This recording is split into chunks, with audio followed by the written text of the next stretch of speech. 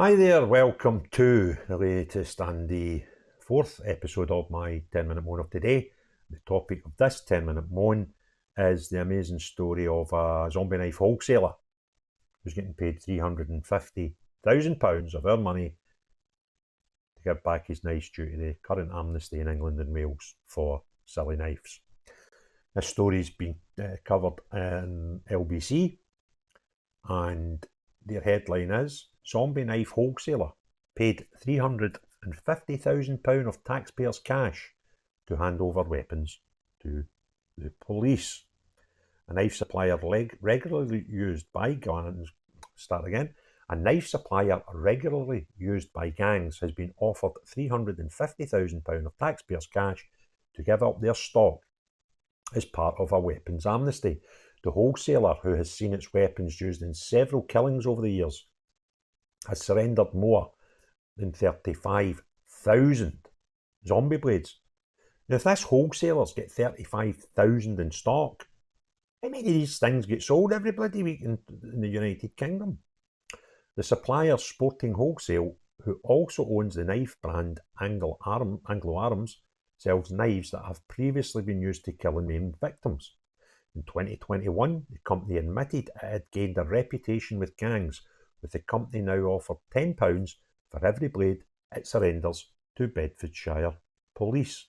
The company has refused to comment on the subject. Now, a post on Sporting Wholesale's website reads, after supplying the trade with cutlery and archery products for over 20 years, it saddens to say that Sporting Wholesale Limited are now ceasing the sale of these items. Zombie knives are weapons widely used by gangs, with these long, ornate blades often decorated with bold colours inspired by designs seen in big screen zombie films. The weapons were first banned in 2016, with a stricter law set to come into force across England and Wales on September the 24th as part of the latest police crackdown on violent disorder. This is a new rule that the government don't tell anybody about, right? Where we're currently going through an amnesty process of 29 days, and on the 29th day, which is September the 24th, it then becomes illegal to own, sell or manufacture zombie knives, machetes or any knife over 8 inches long. Superintendent Alex House, who leads on knife crime for Bedfordshire Police, said the knives and machetes had no other use than as weapons, no other practical use for them. He told the BBC, if you look at the design, the purpose is to kill or maim. The law, which comes into effect in September 24, will make it illegal to own a knife with a sharpened blade longer than 8 inches.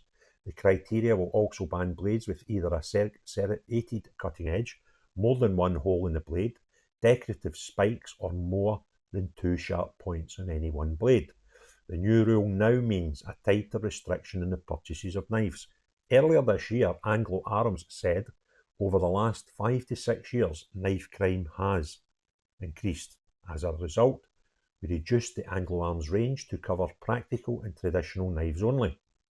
Eddie Allies, Managing Director of Sporting Wholesale, is also a major shareholder alongside his younger brother Adam Allies. Adam is also a major shareholder of DNA Leisure, a similar online retailer stationed in the very same industrial estate, according to an investigation by the BBC.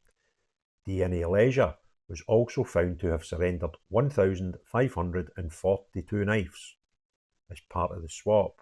Wow. It follows a 2023 case of Reyes Nabil and his accomplice were charged with the murder of Omar Khan in Luton. Nabil was found to have purchased 79 knives and machetes from DNA Leisure, despite being only 16. He was found to have used family members' ID to buy the weapons in 13 different transactions. DNA Leisure's response to the case was Nabil had committed fraud and the company had used age-verified courier to make the deliveries.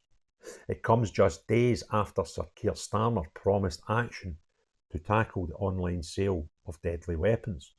The PM hosted a summit with knife crime campaigners on Monday, with attendees including Hollywood star and DJ Idris Elba, as well as victims' families. The summit, based at 10 Downing Street, brought together community groups and victims' families who have first-hand experience that can be used to change policy and legislation on the matter. However, after all that, I've still never heard Keir Starmer tell the good people of England and Wales that you're currently going through an amnesty for these things. I've still not heard them or anything in mainstream media tell us about this law that's coming out in the third week of September and is currently going through an amnesty process. Nobody. Just don't talk about it. What I have seen is the odd smaller media outlet, pin it onto a story here. I've seen some police forces put out, tweets, etc. about it, but they've got limited reach. I have still never seen the government, a Prime Minister, or our mainstream media outlets actually explain what's going on here. Now, you can tell them when it's finished if you want, and it's now illegal to own them, but the kind of idea of the amnesty is to get them off the streets, and it'll be too late, because there's only 12 days left of this amnesty that nobody's talking about. And this is despite the Prime Minister standing twice to talk to us at length about protests, etc., which were kicked off with the murder of 3 young girls by a big knife in the streets of Southport. And he's never once thought this would maybe be a good idea to tell people that we've got this law coming out.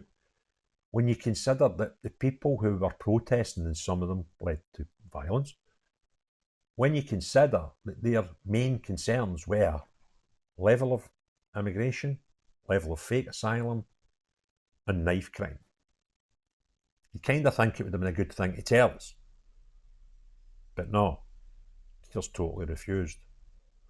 And I'm guessing that 1, he's a Prime Minister, 2, he's got a background in law enforcement as well as defence lawyer, that he would probably be quite well aware, because he was in Parliament as a Labour MP when this bill passed in February of this year. So he would have voted on it, he would have heard discussion on it, and I'm kind of thinking he knows. But for some bonkers, bizarre reason that I can't figure out, Prime Minister of the United Kingdom, which is going through a lot of people right now, through a period of time with a lot of members of the public concerned about knife crime, has decided, for one reason or another, never to talk about a new law coming out. And right now, as we speak, a current amnesty on big horrible knives. And I can't for the love of me figure out why. But if you know, stick your comments in the comments section and try and educate me, because I can't figure this one out. So if you enjoyed this video, please give it a thumbs up. If you've not already done so, please consider subscribing and hitting the notifications bell. The most important thing of all, unless you're Keir Starmer, this poor Labour government, or anybody that thinks it's clever to wander about the streets of the United Kingdom with zombie knives, machetes and big blades that you've no need to be carrying. See if that's you.